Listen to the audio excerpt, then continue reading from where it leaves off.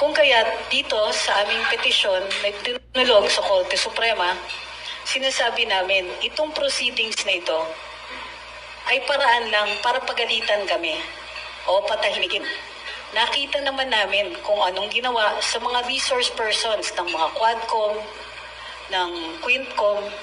Nakikita natin na kahit labag sa sarili nilang rules na 10 days lang ang detention ng isang na cite for contempt, ay nagtatagal pa rin ang kanilang mga resource persons.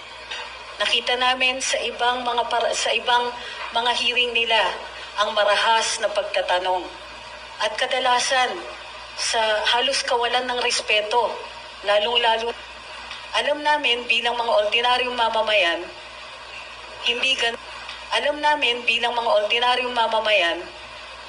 hindi ganon kabait. Mabait pa ang lagay na yon ang ituturing nila sa amin.